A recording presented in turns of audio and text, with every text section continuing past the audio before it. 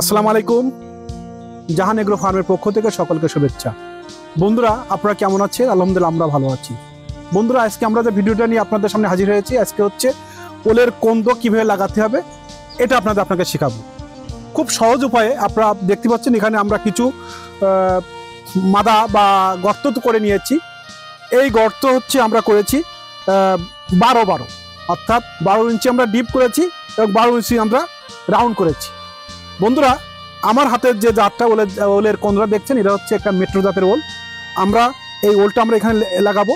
লাগানোর আগে আপনাদের আমরা দেখাচ্ছি খুব সহজ উপায়। এখানে আমরা কিছু শ্যাওলা অর্থাৎ শুকনো শ্যাওলা কুচি আমরা কেটে নিয়েছি। আমরা নিয়েছি এখানে ছাই, আমরা রাইস মিল থেকে ছাই এনেছি। এখানে নিয়েছি আমরা কম্পোস্ট সার এবং আমরা নিয়েছি কিছু ওলের চাকি বা ওলের কন্দ। আর আমরা এখানে একটা গর্ত করেছি। বন্ধুরা, আমরা এইটা করার আগে আপনাদের দেখাই আমরা কিভাবে আমরা এই ওলটা লাগাবো। আপনারা আসেন দেখুন, খুব সহজ উপায়ে আমরা ওল যে রোপণ করা যায়। এই একটা ওল এখানে 600 গ্রামের উপরে ওজন আছে। এটা আমরা আশা করি আমরা এই ওলটা 10 থেকে 12 কেজি এমনকি 15 কেজি পর্যন্ত পেয়ে যেতে পারি। এটা হচ্ছে মাদ্রাজ জাতের ওল। বন্ধুরা, আমি যে মাটিটা এখানে প্রসেসিং করবো, আমি মাটিটাকে 4টি ভাগ করবো। 4 ভাগের 2 ভাগ হবে আমার মাটি, 1 ভাগ হবে আমার ভার্মি কম্পোস্ট সার, আর 1 ভাগ হবে আমার ছাই। আসুন দেখুন আমি মিশাচ্ছি।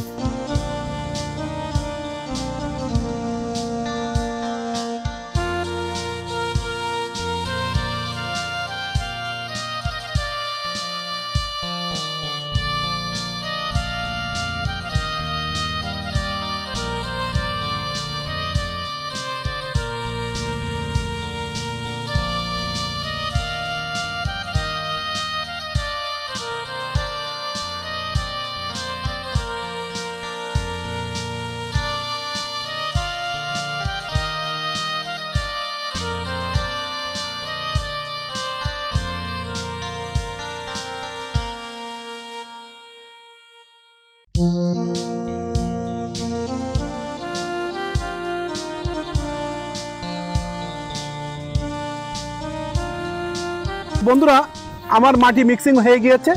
এখন আমি এই যে গর্তটা করেছিলাম, আমি এখানে কিছু শ্যাওলা দিচ্ছি। আপনারা দেখুন,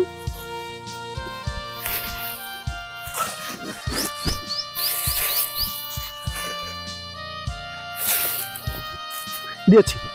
এবার আমি এই ওলের চাকিটা আমি এখানে বসিয়ে দিচ্ছি।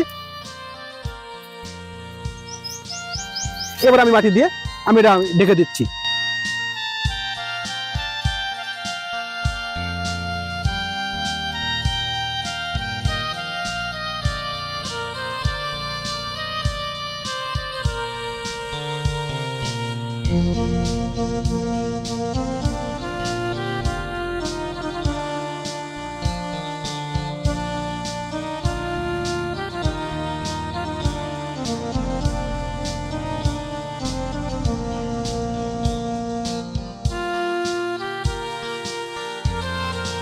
তো বন্ধুরা, আপনারা দেখেন আমি একটা নখ পিটির মতো বা কচ্ছপের পিটির মতো আমি কিছু উঁচু করে দিয়েছি।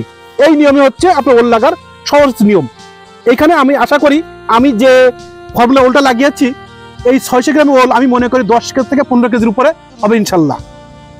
তো আপনাদের আবার নতুন কোনো ভিডিওর আমন্ত্রণ জানিয়ে আজকের মধ্যে এখানে শেষ করছি। আল্লাহ হাফেজ।